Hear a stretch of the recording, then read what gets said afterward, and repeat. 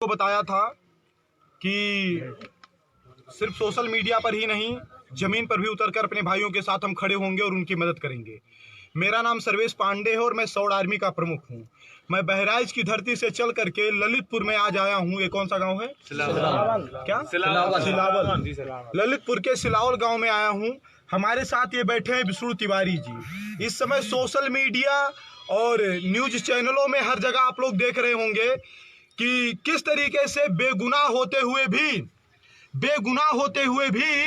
गुनाहगार इसलिए बना दिया गया क्योंकि ये अपर कास्ट से आते थे।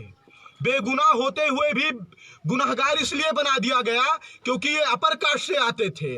आज जो अपराध इन्होंने कभी नहीं किया, उस अपराध की सजा ये 20 साल भोग करके यहाँ पर आए हैं।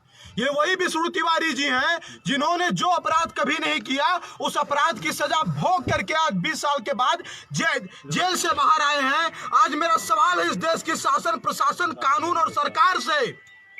सभी लोग लंबी लंबी बातें करते हैं, न्याय की बातें करते हैं, लेकिन मैं पूछना चाहता हूं कि विष्णु तिवारी जी ने जो खोया है, विष्णु तिवारी जी का जो 20 साल गया है, विष्णु तिवारी जी जो अपने जीवन का अमूल्य समय, अपने परिवार, अपने रिश्तेदार, अपना बचपन जो खोए हैं, उस बचपन को कौन लौटाएगा?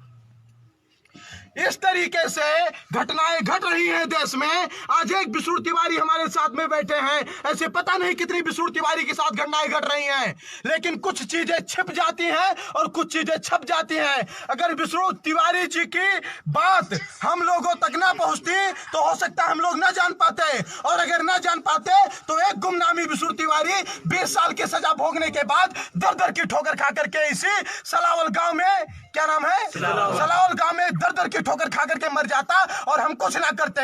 इस देश के नेता सिर्फ और सिर्फ वोट बैंक की राजनीति करते हैं।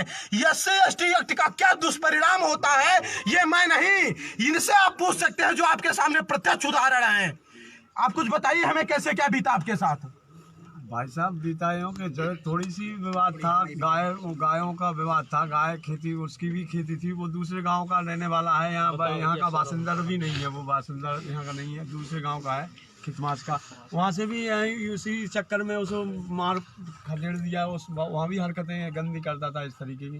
तो वो यहाँ आके उसकी रिश्तेदारी के कनेक्शन से जैसे बस गया वो, तो उसको एक पट्टा हो गया था वहाँ हमारे खेत की ज़मीन की, मतलब वहाँ तो हम लोगों की सबकी हमन की इकट्ठी ज़मीन है, तो नहर के करीब में पड़ती है, बिल्कुल रास्ते के करीब में। तो गाय भाई उनको हम चराने खुद गए थे, हम खुद थे, वो उसकी भी निकल रही थी। तो बस वहाँ जो गाली गलौच वहाँ हुआ, और वो 4-5-6 लोग, मतलब 4-5-6 थे, तो वो लोगों ने हमें प्रयास बिल्कुल मारने का करा उस टाइम कि मतलब अगर इसको मान लेंगे तो ठीक होगा, नहीं तो ये तो पता नहीं ये 5 भाई हैं और क्या होगा। तो वो हम तो उस टाइम हम भाग के, हम भाई साहब कैसे निकल गए उनसे। लेकिन बाद में उन लोगों ने सोचा कि कहीं अगर ये लोग तो अब तो मारेगा ये हमें, क्योंकि इस हमने हमला करा, मारने की कोशिश करी। तो उन लोगों ने जाके ताला वाला डाल के, और कुछ लोगों ने जो और थे जो उकसाने वाले, उन्हें सहयोग देने, सपोर्ट करने वाले, उनने कहा इसकी साली की रिपोर्ट ही कर दो और इसको 376 मुकदमा ही में ला हरिजन एक्ट में मतलब कर दो, फंसा दो, तो बस इसकी ज़िंदगी खराब हो जाएगी और जेल चला जाएगा। तो बस फिर तो तुम आराम से रहना, फिर तुम्हें कोई मतलब वो नहीं होने का। तो उनने जाके मतलब रपाट कर दी, बस जो भी करा। तो हम तो मतलब हमें समझ में नहीं आई कि हम कैसे घर में बहुत सीधे साधे आदमी, कभी कानून से मतलब गुजरे नहीं थे, इन चीज़ों से कभी वाकिफ नहीं थे कि कैसा होता है क्या है। तो बस रिपोर्ट हो गई, हम घर वालों से छुप के थोड़े से भाग गए कि यार हमें घर वाले मारेंगे, कि तू नहीं मानता, तू कुछ ना कुछ उपद्रव करके आता है और कुछ ना कुछ करके आता, तो हमारी माँ। आप रोइए नहीं, हम लोग आपके साथ हैं। हम भाग गए डर के मारे, तो भाग के हमने जाके 2-3 दिन बाद हमारे घर वालों ने ढूंढ ढाड़ के पकड़ के ऐसा कहा कि तुम चले जाओ, हम तुम्हारी कैसू बेल करवा लें। तो वकील करे तो जमीन, उस टाइम जमीन सस्ती जमीन थी भाई साहब, 20-25 हज़ार की एकड़ जमीन बिकती थी। तो वहाँ वकील करे, तो एक वकील करा, फिर दूसरों करा, जब जाके बेल भाई 6 महीने बाद बेल भाई, तो उनने बेचारों ने निकलवा लिया। फिर जमानतियों को उनने प्रेशर डाला कि जमानती तोड़वाओ इसके, और जो फिर से वारंट पे हो गए और जेल जाए।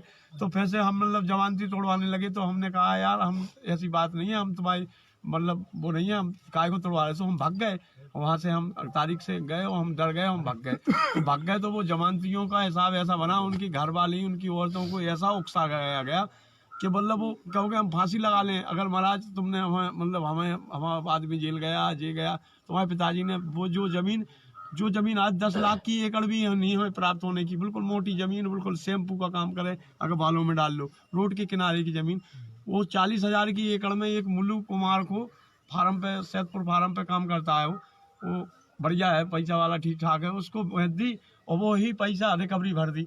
और रिकवरी में मतलब वो जानते नहीं थे कि क्या % भरने पड़ता है, तो पूरी रिकवरी 50-50 हज़ार की 1 लाख रुपए भर दिए। और जो भी वकील करे उनने ही वकील पे फालिश मार गई पिताजी को 2009 में, तो वो वकील ही खा गए पैसा, और फिर हम जो जेल चले गए तो वो चले ही गए, फिर हम पे कोई निकलवाने वाला नहीं और पैसा खाते। आप सुन रहे हैं ये विष्णु तिवारी जी अपनी बात बता रहे हैं, मतलब मेढ़ के झगड़े में 20 साल का जेल, किसी के कहने पर पशुओं के झगड़े में, छोटे से ये इनकी भी उम्र 18-20 साल रही होगी, लड़कों के झगड़े में 20 साल का जेल, और 20 साल का जेल किसी के कहने में इनको करवा दिया गया, इनकी पूरी जिंदगी तबाह हो गई। उसमें क्या लिखवाया गया होगा कि ये सवर्ण है, ये दबंग है, इन्होंने हमारा शोषण किया, इन्होंने जात सूचक शब्द के तहत गाली दिया होगा, तभी तो हर दिन एक टिल्ला लगाया गया। मैं दिखाता हूं कि कितने बड़े दबंग हैं, कितने बड़े रसूखदार हैं, मैं दिखाता हूं आपको।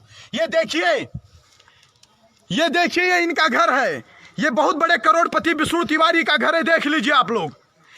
ये अंबानी अडानी के रिश्तेदार विष्णु तिवारी का घर है, देख लीजिए आप लोग। ये विष्णु तिवारी का घर है, जो करोड़पति थे जिन्होंने दलित उत्पीड़न किया था, ये उनका घर है, ये देख लीजिए। ये ऊपर से जो रोशनी आ रही है घर के अंदर दिख रही है, ये विष्णु तिवारी का घर है, जिन्होंने अत्याचार किया है यहाँ के दलितों के ऊपर। ये विष्णु तिवारी का घर है, ये देख लीजिए, मैं दिखा रहा हूं आपको। ये घर है, इधर से बाउंड्री तक नहीं है इनके घर में कि इधर से अगर कोई पशु आ जाए तो पशु कैसे आएगा, कैसे नहीं जाएगा, ये अपनी सुरक्षा कैसे करेंगे। ये विष्णु तिवारी का घर है और उस विष्णु तिवारी को जेल के अंदर डाल दिया गया। शेयर करिए, आवाज एक तक पहुंचाइए। अकाउंट नंबर मैंने विष्णु तिवारी जी का डाला है,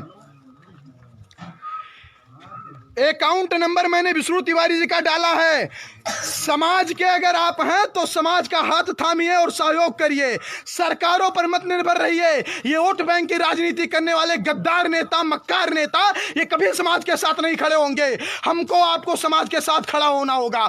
आप 1 रुपया, 2 रुपया, 10 रुपया, 100 रुपया जो भी दे सकते हैं, क्योंकि अपने इस भाई का घर बनवाना बहुत जरूरी है। क्योंकि हो सकता है अभी थोड़ा बहुत छांव मिल रहा हो इस एक खप्पड़ के, इस फूस के घर में, लेकिन जब ये गिर जाएगा इस बारिश के मौसम में तो ये कहाँ रहेगा।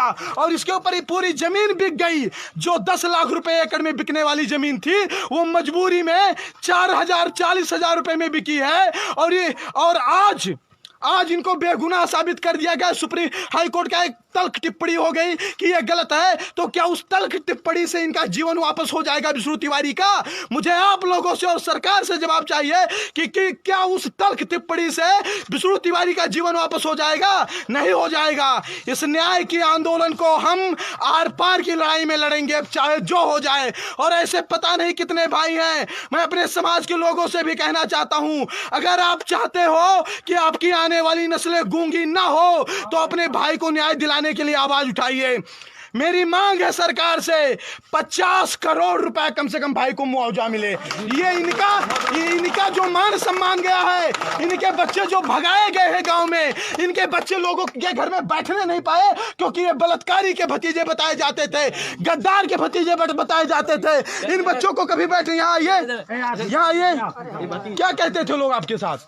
बोलना नहीं जाता क्या? क्या कहते थे लोग? सर हमको स्कूल में नहीं पढ़ाया गया है, यही बोलते थे। नहीं, इनके चाचा ने बलात्कार किया है, हरिजन एक्ट लगा है। सर हमको घर परिवार छोड़कर सर मजदूरी करने के लिए बाहर जाना पड़ा। हम लोग पढ़ लिख नहीं पाए। हमारे पिताजी लोग वगैरह खत्म हो गए, दादा दादी खत्म हो गए। सर हमारा सर कुछ बचा ही नहीं है। सर देखिए क्या मजबूरी रही होगी जब एक 5 साल का लड़का, 7 साल का लड़का प्राइमरी स्कूल में, मॉन्टेसरी स्कूल में पढ़ने जाता रहा होगा और वहां पर यह कह करके उसको भगा दिया जाता रहा होगा कि तुम्हारे चाचा बलात्कारी, उन्होंने बलात्कार किया है। तो इस छोटे से बच्चे के दिल पर क्या बीती होगी? एक विष्णु तिवारी का नहीं, पूरे परिवार की जिंदगी बर्बाद कर दी है इस हरजनियट ने और झूठे बलात्कार के आरोप ने। ये इसकी भरपाई कौन करेगा, मैं पूछना चाहता हूं। तो मेरे समाज के लोगों से निवेदन है कि आप लोग जितना भी बढ़ चढ़ करके अपने इस भाई की सहयोग कर सकते हैं करिए। हम उन लोगों के ऊपर जो भी वकील, जो भी जज और जो भी अधिकारी इसमें शामिल थे सबकी लिस्ट निकलवा कर सबके ऊपर कार्रवाई करवाई जाएगी, क्योंकि हम जब तक न्याय नहीं लेंगे तब तक शांति से नहीं बैठेंगे। विष्णु तिवारी जी का घर है, देख लीजिए, ये घर बनवाना जरूरी है। सरकारों के ऊपर निर्भर रहने से काम नहीं चलेगा। विष्णु तिवारी जी का घर है और आप सभी लोग सहयोग करें, बढ़ चढ़ करके अपने भाई का ये घर बनवाना है। चाहे जो देखिए ऐसे खाना पानी यहाँ पर बनता है, देखिए इधर पानी टपकने लगता है। ये विष्णु तिवारी जी का घर है। अब आप लोग मुझे बताइए कि ऐसे क्या ये विष्णु तिवारी जी ये शोषण कर सकते हैं? कौन आप? छोटे भाई ये है विष्णु तिवारी का जी बाबा है विष्णु का। अच्छा भाई का है। कौन वाला? ये इनका ये किसका? विष्णु तिवारी का। अच्छा, ये विष्णु तिवारी के भाई का घर है जो यहाँ रहते थे। विष्णु तिवारी का घर ये है, ये देखिए, ये घर विष्णु तिवारी का है जो घर गिर गया है। तो उसमें अब गोभी और ये 2-4 सब्जी बोकर बैठा दिए। ये देखिए, ये विष्णु तिवारी का घर है, देख लीजिए आप। कितना बड़ा अत्याचार हुआ। जिस व्यक्ति ने जेल के अंदर से अपने मतलब मरी हुई माँ का मुंह नहीं देखा, क्या बीता होगा उस बेटे के दिल पर। अभी मैं सुन रहा था, मेरे आंखों में आंसू आ गए। तो मैं एक निवेदन बस करना चाहता हूं, मेरी ये बात, मेरी ये आवाज जहां जहां तक जा रही है, अपने इस भाई को न्याय दिलवाने के लिए आगे आइए। हाथ जोड़ करके निवेदन है, क्योंकि आज अगर आप नहीं आएंगे तो स्थिति बहुत खराब है। ये भाई साहब आर्थिक स्थिति के अभाव में साधु हो गए, मांग करके किसी तरीके से अपना जीवन यापन कर रहे हैं और खाना पानी खा रहे हैं। बताइए, इतना बड़ा अत्याचार बर्दाश्त करने के बाद वह व्यक्ति जिंदा है।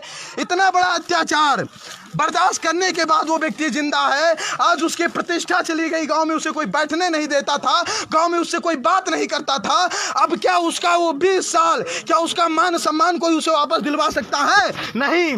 लेकिन मेरे भाइयों, दूसरों पर निर्भर मत रहिए, दूसरों पर निर्भर मत रहिए। मेरा निवेदन है आपसे हाथ जोड़ करके, मेरा निवेदन है आपसे हाथ जोड़ करके कि आप लोग स्वयं आगे आइए और अपने भाई की मदद करिए। और मैं आप सभी लोगों से एक बात कहना चाहता हूं, हम सभी लोगों को मिल करके विष्णु तिवारी जी का घर बनवाना है। बनवाएंगे कि नहीं बनवाएंगे? मैंने अकाउंट नंबर विष्णु जी का इसमें डाल दिया है, सभी लोग सहयोग करेंगे, वो पैसा आएगा। आप लोग लोकल में इकट्ठा करेंगे, वो पैसा आएगा। जिस दिन नींव पड़नी होगी इस घर की, नींव की ईंट रखने में आऊंगा और जब छत पड़ना होगा तो छत की जो पूजा होती है वो पूजा करवाने में आऊंगा। और जो रही मुकदमे की बात, मानहानि की बात, तो हमारे बड़े भाई हाई कोर्ट के अधिवक्ता गोपाल जी पांडे हैं, ये अपने स्तर से पूरा मामला देखेंगे। और जो भी, और आज से विष्णु तिवारी अकेले नहीं, विष्णु तिवारी हमारे भाई हैं, विष्णु तिवारी हमारे बड़े भाई हैं। विष्णु तिवारी की तरफ, विष्णु तिवारी और विष्णु तिवारी जैसे तमाम हमारे जो विष्णु तिवारी दर की ठोकर खा रहे हैं, उनकी तरफ कोई गलत दृष्टि से आंख देखे उठाएगा तो उसकी आंखें निकाल ली जाएंगी।